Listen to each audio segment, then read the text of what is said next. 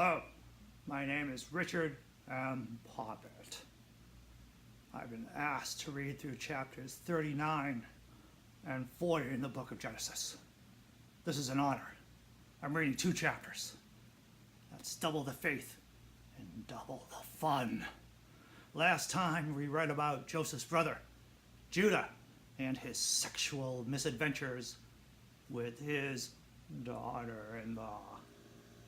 Now the Bible is back to telling us the story of Joseph being a slave in Egypt. I have to say, Joseph does a good job at adapting to being a slave. Christians love to harmonize the Old and New Testaments. Here is a classic example.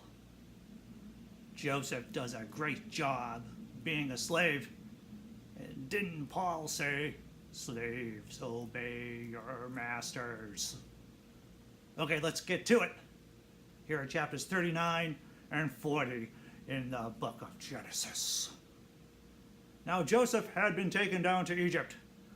Potiphar, an Egyptian who was one of Pharaoh's officials, the captain of the guard, brought him from the Ishmaelites who had taken him there. The Lord was with Joseph, so that he prospered, and he lived in the house of his Egyptian master. When his master saw that the Lord was with him, and that the Lord gave him success in everything he did, Joseph found favor in his eyes and became his attendant. Potiphar put him in charge of his household, and he entrusted to his care everything he owned. From the time he put him in charge of his household and all that he owned, the Lord blessed the household of the Egyptian because of Joseph. The blessing of the Lord was on everything Potiphar had, both in the house and in the field. Oh, the field. So Potiphar left everything he had in Joseph's care, with Joseph in charge. He did not concern himself with anything except the food he ate. Now Joseph was well built, and handsome, and after a while his master's wife took notice of Joseph and said, "Come to bed with me." But he refused. "With me in charge," he told her, "my master does not concern himself with anything in the house. Everything he owns he has entrusted to my care. No one is greater in this house than I am. My master has withheld nothing from me except you, because you are his wife. How then could I go do such a wicked thing and sin against God?" And though she spoke to Joseph day after day, he refused to go to bed with her or even be with her. One day he went into the house to attend to his duties, and none of the household servants was inside. She caught him by the cloak and said, "Come to bed with me." But he left his cloak in her hand and ran out of the house. When she saw he had left his cloak in her hand and had run out of the house, she called to her household servants. "Look," she said to them, "this Hebrew has been brought to us to make sport of us. He came here to sleep with me, but I screamed. When he heard me scream for help, he left his cloak beside me and ran out of the house." She kept his cloak beside her until his master came home. Then she told him the story. "That Hebrew slave you brought us came to me to make sport of me. But as soon as I screamed for help, he left his cloak because me and ran out of the house." When his master heard the story, his wife told him, saying, "This is how your slave treated me." He burned with anger. Joseph's master took him and put him in prison. the place where the king's prisoners were confined. But while Joseph was there in prison, the Lord was with him. He showed him kindness and granted him favor in the eyes of the prison warden.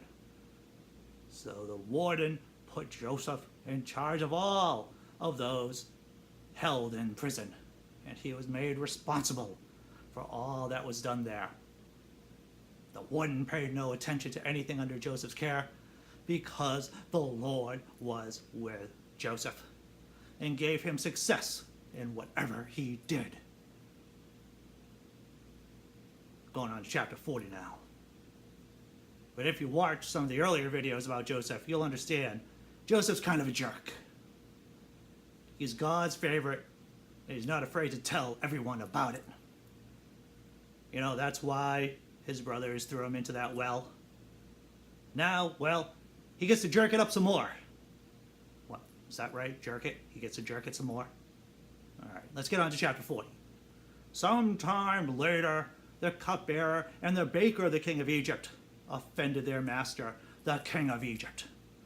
Pharaoh was angry with his two officials, the chief cupbearer and the chief baker. Man, the Bible likes to repeat itself.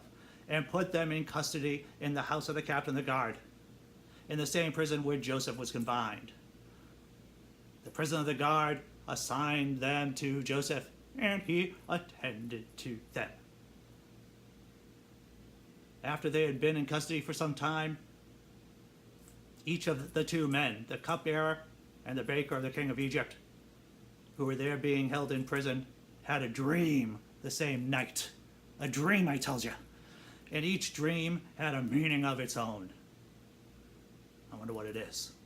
When Joseph, that's kind of anti-Semitic. When Joseph came to them the next morning, he saw they were dejected. So he asked Pharaoh's officials who were in custody with him in his master's house, "Why do you look so sad today?" "Why?" "We both had dreams," they answered, "but there is no one to interpret them." Then Joseph said to them, "Do not interpretations belong to God? Tell me your dreams." So the chief cupbearer told Joseph his dream. He said to him, "In my dream I saw a vine in front of me, a vine. And on the vine were 3 branches. As soon as it budded, it blossomed, and its clusters ripened into grapes. Pharaoh's cup was in my hand, and I took the grapes, squeezed them into Pharaoh's cup, and put the cup in his hand." "This is what it means," Joseph said to him. "The 3 branches are 3 days. Within 3 days, Pharaoh, yes, Pharaoh, will lift up your head and restore your position, and you will put Pharaoh's cup in his hand just as you used to when you were his cupbearer. But when all goes well with you, remember me and show me kindness. Mention me to the Pharaoh and get me out of this prison. I was forcibly carried off from the land of the Hebrews, and even here I have done nothing to deserve being put in a dungeon." When the chief baker saw that Joseph had given a favorable interpretation, he said to Joseph, "I too had a dream. On my head were 3 baskets of bread.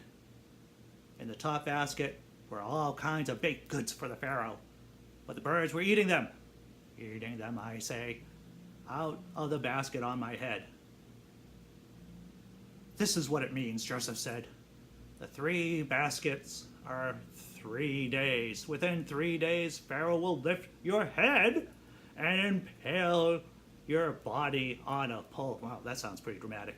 "And the birds will eat away your flesh." Wow. What did the baker do to get his head cut off? I want to know. The Bible doesn't tell us. Now the 3rd day was Pharaoh's birthday, and he gave a feast for his officials. He lifted up the heads of the chief cupbearer and the chief baker in the presence of his officials. He restored to his position.